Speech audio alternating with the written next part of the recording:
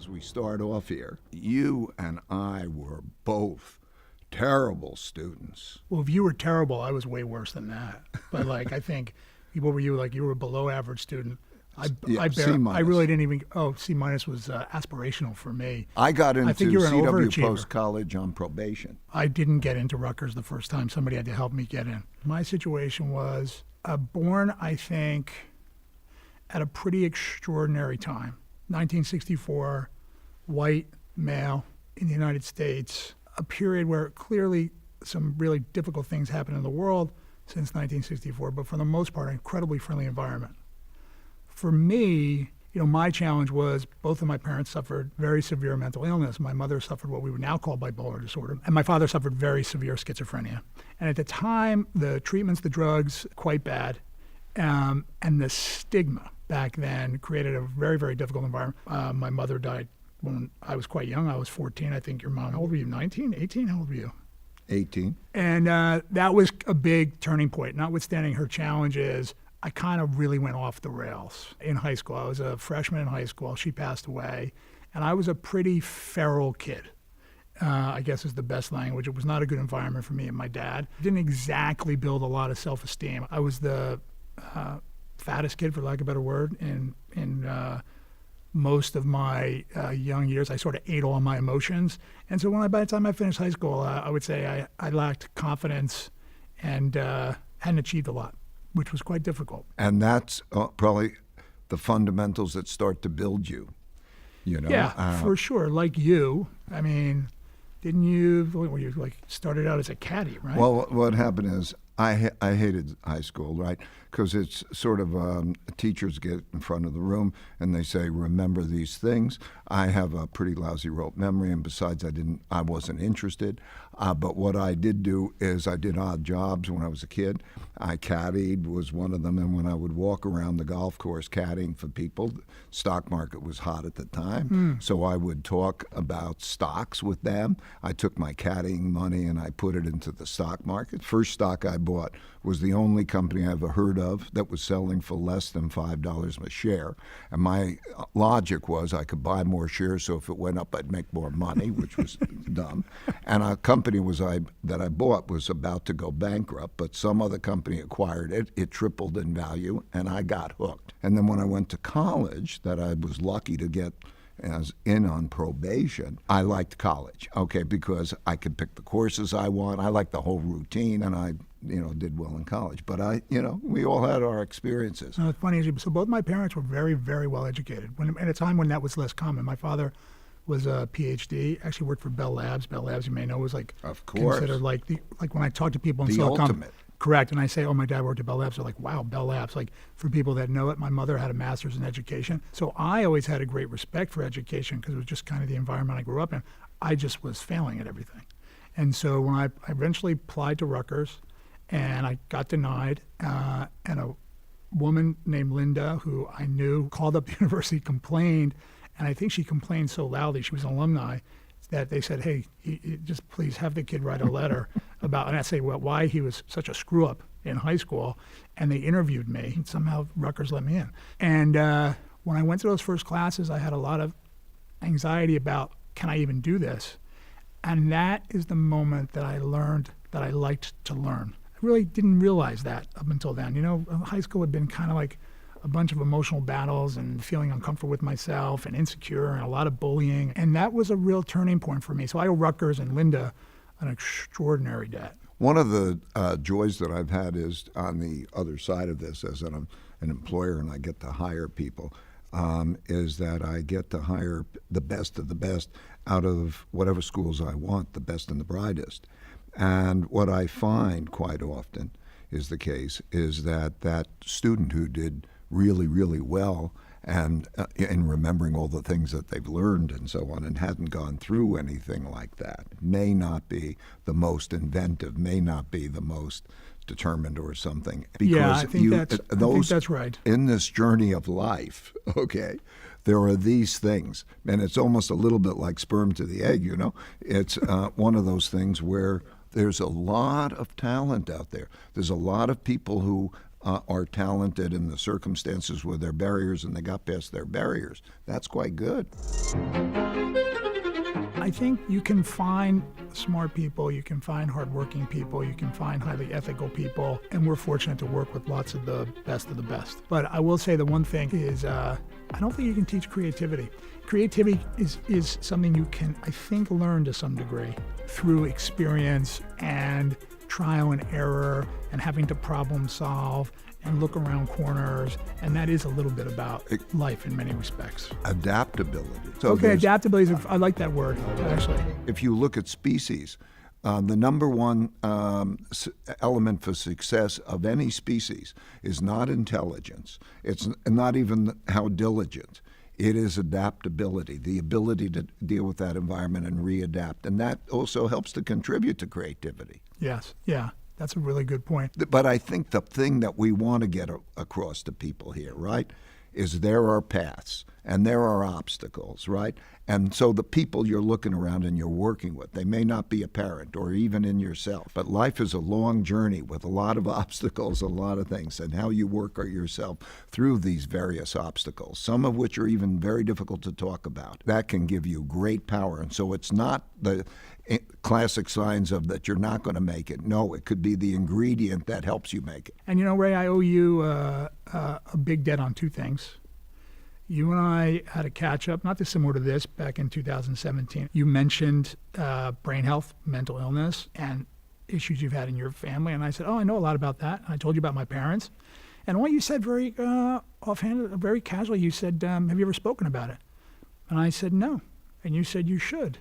And I said, okay. And we went on stage with a couple thousand people. And I remember bringing that up in the course of the dialogue that both my parents had struggled with severe mental illness. And I told you about mine, my son, Paul. You know, what happened that day was a number of people came up to me and they said to me, thank you for talking about that. And I got to say, you know, for someone who grew up in that environment, you would think the fact that they were whispering would be something I would completely understand, but I was really taken back by it. And then I thought about it for a while, and I thought to myself, well, I know why I didn't talk about my family's issues, because my mother had a rule in the house that you cannot talk about the family issues outside of the home. And that was a hard and fast rule. And that's partly because of the tragic stigma. But I realized that day when people were whispering to me, the stigma is still alive and well, and people aren't comfortable talking about all the issues around depression, clinical diagnoses. And so I took it upon myself to talk more about it. And the other thing you did is you said to me, you have a pretty stressful job. And I said, I do. And you said, do you meditate? And I said, I used to when I was doing the martial arts. You said, you should meditate again. And I went out and I started doing transcendental meditation with your sparring. So how long have you been meditating? Since 1969, when the Beatles went to India. And then, I figured I'd try it. When you can calm yourself down and go into your subconscious, in a sense, and gain an equanimity so that whatever it is that's coming at you, you can still be yourself and you don't get hung up on all the things that people get hung up on. And then if you look at stress or whatever it is that's coming at you, that calmness so that you can approach it like it's like a ninja in a ninja movie.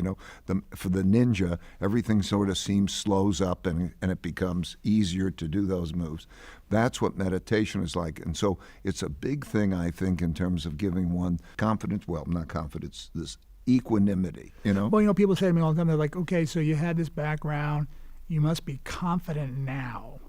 I think that's an interesting question because for me, like I've always said, I think my core competency is insecurity. Now, that doesn't mean I can't be confident about certain things, but for me, insecurity, it probably wasn't until I was in my 30s where I finally got past what people might say is like, conventional imposter syndrome, where, I think the technical definition is a lack of confidence despite evidence of repeated success.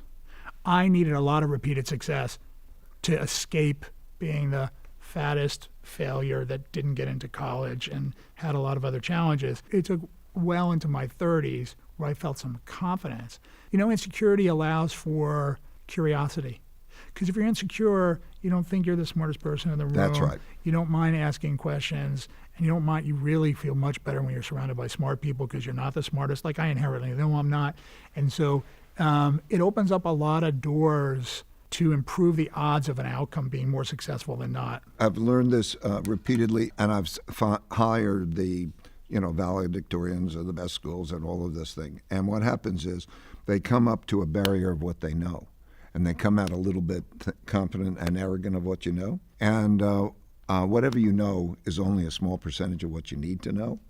And that when they can, in a sense, realize that decision-making is a two-step process you have to take in before you put out. And for me, failing and crashing has been the greatest benefit I had. Like I crashed in 1982, and I thought we were going to have an economic plunge, and we had instead a boom, and I couldn't have been more wrong. And it was very embarrassing. I was so broke I had to borrow $4,000 from my dad. And but that was one of the best things that ever happened to me, because it gave me the humility I needed to balance with my audacity. So I've got this sort of principle that if you worry, you don't need to worry, and if you don't worry, you need to worry. Okay, because if you don't worry, you're not taking care of the things that you should worry about. It's really worry with action. When you think about the world today, what makes you worry? How people are with each other. Political polarity that is almost emerging into a type of civil war. We have a geopolitical breakdown. So, in other words, we are going from what was a multilateral worlds-based, rules-based order to laws of the jungle and fighting in a way, and a shift in relative power. These are things to worry about. And then technology, which is now our technology is so fabulous, but it's also so dangerous in so many ways. Dangerous for jobs, dangerous for each other, the harms that could be done together. And so when I look at those are circumstances that it brings the pros and cons.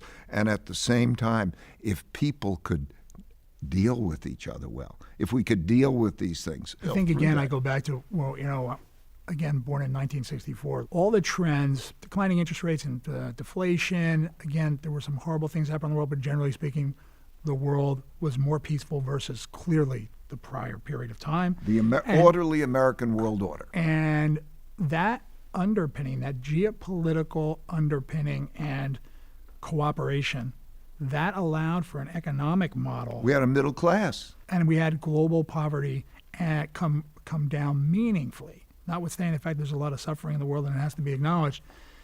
And today you're seeing geopolitical splintering, very different, which is really what you're talking about, the lack of geopolitical cooperation. And by the way, the economic cooperation can't unravel itself as quickly as geopolitical cooperation. We've had a bit of an unlucky beginning of this century. It's not an unlucky thing. Well, no, I was going to say, I'll tell you why I say it. We had 2008, you might argue that was unlucky. But really before that, we had 9/11, 2008, and the pandemic. And these are consequential events which have contributed to this shift, contributed to higher deficits, I would argue contributed to the wealth gap, the fact that roughly 43 million households in the United States consume $15 trillion a year. That's the size of China. And these are real issues. I'm totally in sync with you that they're real issues. I'm just saying that because I'm watching these, I studied the last 500 years of history because to watch the rise and decline of reserve currencies and things like that. And what I learned is that there are these big cycles. And it's not because they're predestined as cycles. It's that what happens is when you have a great conflict, when you have a debt problem and you have a great conflict internally and externally and so on, you have a war or you have conflict. And you have I think these great cycles. No, I'm not. I don't want to. I just think these great cycles are human nature. But human nature is a big part of it. But it's also when you're in a different position, when you have more debt than you didn't have because you wiped it out. So now it's very interesting because every order, we call a system an order. There's a monetary order, there's a domestic political order, and there's an international world order. And through all history, they have come and gone, and they have had conflicts. And for the same cause-effect relationship, because there's a certain dynamic, for example. One of the great things about capitalism, one of the challenges of capitalism, the great things about that is the inventiveness, the entrepreneurship, and all of that comes up and so on. And then simultaneously, it produces also great wealth gaps and differences that can produce great opportunity gaps. And then we think about what's going on. We've got a great bull market here. Who owns stocks? Who doesn't own stocks? No, it's just amplifying. What does that mean in so those let me ask you then, technologies, right? I'm a chronically glass half full optimist. I do agree with you on the significance of where we are, and I call it, and we're at a pretty meaningful economic global inflection point, I think. If you look at history and your cycles, and I think we're at an important part of the cycle. I know you're generally an optimistic person. People could hear you as being much less optimistic right now. What do you feel good about? I think if you're realistic, you don't have to worry. And if you don't worry, you need to worry, okay? Because there are things we can do. We can manage our budget balances better, okay? Yes. We can be better with each other, Totally okay? agree. Whether domestically or internationally. We can choose not to fight.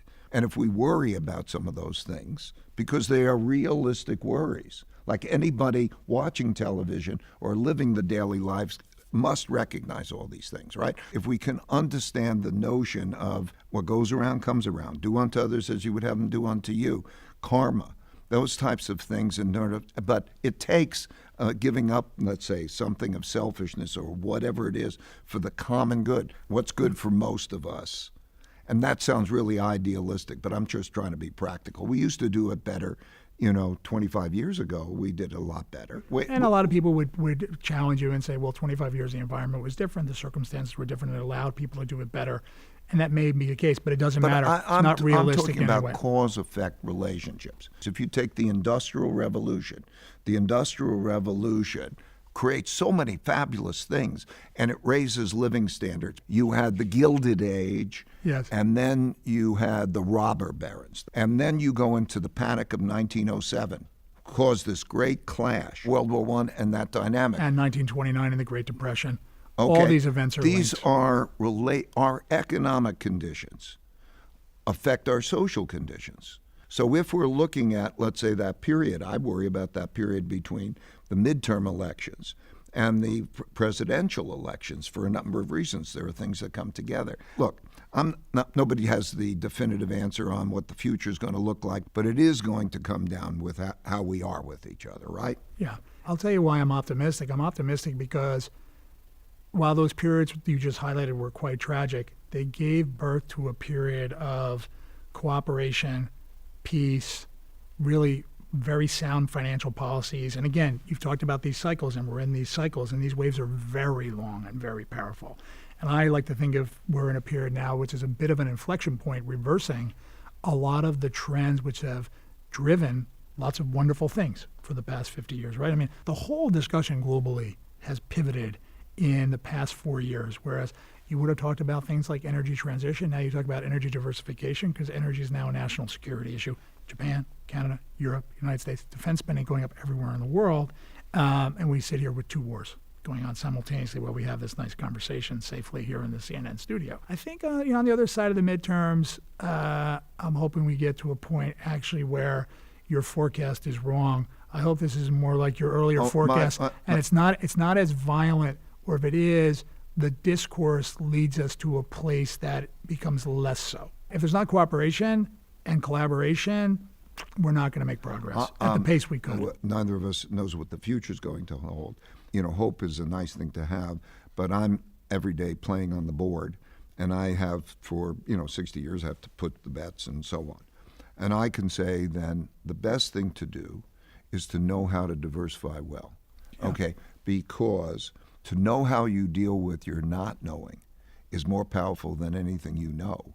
And so if you know how to do that, and do that in a way that doesn't lose your returns. Well, I would also say there's times where you can be more certain and times where you're more uncertain. I do think this is a period where uncertainty trades at a premium, and diversification is a great protector for that. Okay, so I'm just saying in terms of myself, I'm sitting in this seat because I played the game and I'm a realistic game player, and I could be wrong, and therefore I don't want any concentrated bets, and I know how to do that, okay? And there are things going on in the world that are interesting bets that are different from the classic bets of, like the market right now is driving itself to concentration. It's understandable, okay? Sure. The nature of that dynamic is that's volatile, and that changes in a certain way. How does one play with that game? Okay, I'm just a player of the game. And when I look at that playing of the game, I know how to engineer, and I'm going to try. I'm at a stage of my life that I want to pass things along. I want people to understand that they can engineer a safer portfolio without having that kind of concentration, because you have a decision to make. There are issues of bubbles. If anybody's seen a bubble, you understand that there's not precise investing. That because in a bubble, everybody's got to throw all the money in to try to win the game without regard for knowing what the future is. Well, there's a lot of new things in the world. FOMO is not new. This is right. FOMO, but FOMO comes at those moments. And you're meeting with young people today. What's the message you leave them with? Non-markets. Now, by and large, life is the opposite of how it's been told to you. And that what you have to do is understand it's an adventure. And you have to understand your nature. And you have to find the path that suits your nature. And that it's a discovery process. You know, when I was 24, someone did me a great favor, gave me a job at Citibank. And one of the smartest people I met at that point in my life, certainly. And I said, hey, can we have a beer together? I just want some advice. We sat down, and such a cringy story. And I said, geez, you know, I would have thought you would have achieved a lot more by now. Maybe he was like 15 years older than me, because you're so smart. I meant it as a compliment, Ray. And, you know, there was a lot taught in the next 60, 90 seconds from this person. The first thing was they were incredibly gracious about my wildly awkward compliment, which is not really a compliment, I guess, in retrospect. And then he said, you know, you'll realize in life, careers are 50% luck, 50% skill. And I found it to be an exceptionally good summary for the way life does unfold. And this notion that today young people feel like, oh, it can all be managed. It's too random. And your language around just like embracing it. And I do think the 50% luck, like for me, I think it could be 90% luck, 10%, maybe 99.1, because I've just had people come into my life. But the person that was asking that question when I was 25 couldn't have imagined sitting here with you. It wasn't even a consideration, but for a series of lots of random events, a bit of hard work and a lot of luck. And you can only manage so much in life, and there are going to be some really hard parts. But I got to tell you, for me, a lot of the grounding is in just being grateful for the fact that it all worked out. And at one point in time, or many points in time, it didn't feel like it would work out at all, but for the help of a lot of people who intervened in my life who actually didn't have to. And I asked someone once, why did you do that for me? Someone gave me a job who didn't have to give me a job. I was looking for like some sophisticated insight. Oh, I saw a special thing about you, Harvey, as a kid. He said, it was the right thing to do.